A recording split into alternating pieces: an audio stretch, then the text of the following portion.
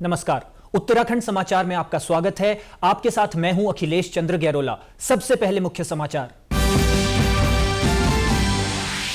29 मई से 12 जून तक देशव्यापी विकसित कृषि संकल्प अभियान की शुरुआत। उत्तराखंड में मुख्यमंत्री करेंगे शुभारंभ। वैज्ञानिक गांव-गांव जाकर किसानों से करेंगे संवाद।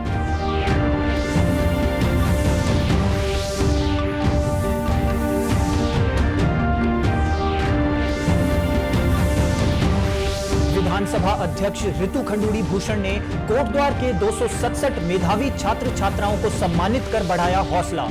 बोर्ड परीक्षा में प्रथम 3 स्थान प्राप्त करने वाले विद्यार्थियों को दिए गए पुरस्कार और प्रशस्ति पत्र।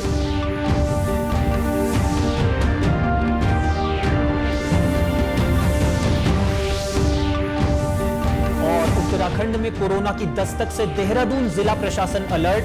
जिला अधिकारी ने स्वास्थ्य विभाग को दिए सतर्क रहने के निर्देश। आपात स्थिति से निपटने के लिए निजी और सरकारी अस्पताल रहे अलर्ट। और अब समाचार विस्तार से। कृषि मंत्री गणेश जोशी ने देहरादून के हाथीबड़कला स्थित कैंप कार्यालय में विभिन्न विश्वविद्यालय के कुलपतियों के साथ विकसित कृषि संकल्प अभियान के तहत राज्य में आयोजित होने वाले कार्यक्रमों पर विस्तृत चर्चा की। दरअसल यह देशव्यापी अभियान आगामी 29 मई से 12 जून तक जारी रहेगा। अभियान की जानकारी देते हुए श्री जोशी ने बताया कि केंद्रीय कृषि मंत्री शिवराज सिंह चौहान उड़ीसा से इसकी शुरुआत करने जा रहे हैं, जिसका आयोजन सभी राज्यों में एक साथ होगा। उन्होंने बताया कि प्रदेश में मुख्यमंत्री इस अभियान की शुरुआत करेंगे। इस कार्यक्रम का मुख्य उद्देश्य विज्ञान को किसान संग जोड़ना है। इस अभियान के तहत वैज्ञानिक गांव-गांव जाकर किसानों से संवाद कर उत्पाद को ज्यादा से ज्यादा बढ़ावा देने पर जोर देंगे। कृषि संकल्प अभियान जो कि 29 तारीख को माननीय कृषि मंत्री शिवराज जी उड़ीसा से जिसकी शुरुआत करेंगे और सभी प्रदेशों के अंदर सभी मुख्यमंत्री जी से अनुरोध किया गया कि इसकी शुरुआत करें। इसका आशय विज्ञान को जो है किसान से जोड़ना है। जब किसान विज्ञान से जुड़ेगा, पूरे जो हमारे 6000 से अगर ज्यादा साइंटिस्ट हैं, 29 तारीख से लेकर 12 तक पूरे देश में जाएंगे।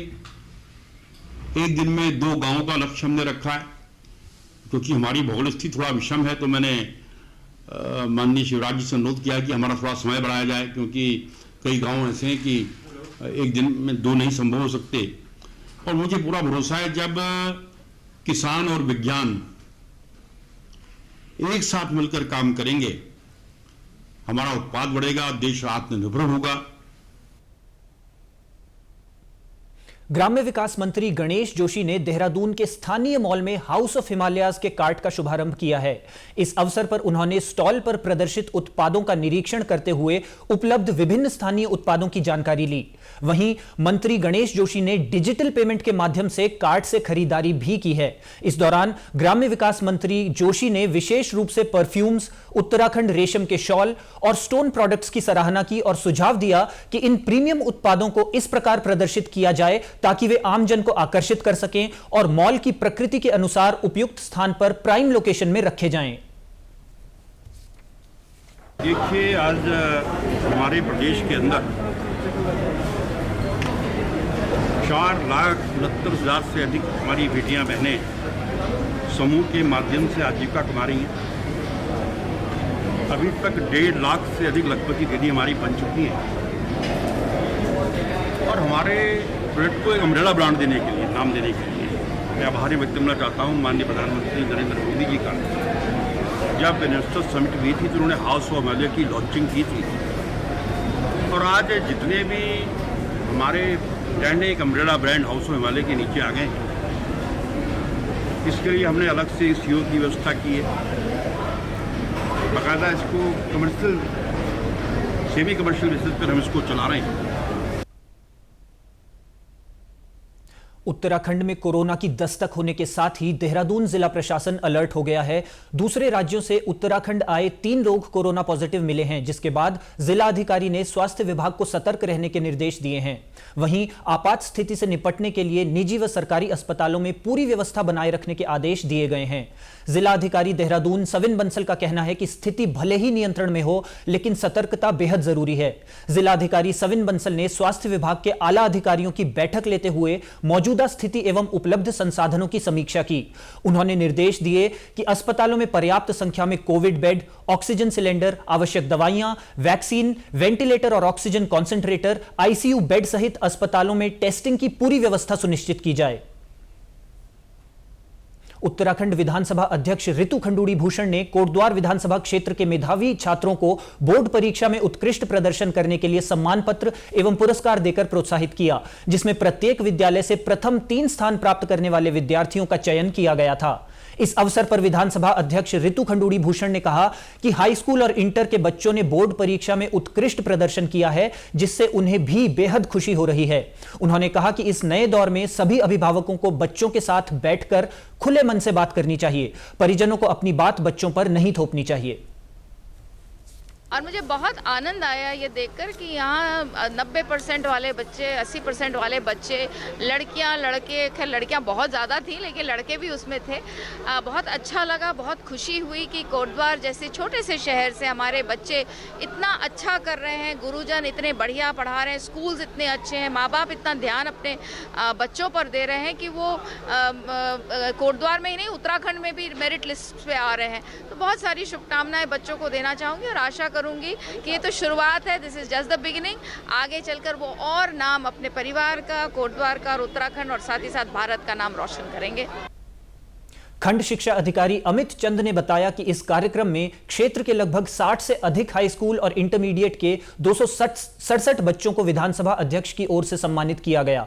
सभी बच्चे और उनके अभिभावक इस अवसर पर बेहद उत्साहित नजर आए।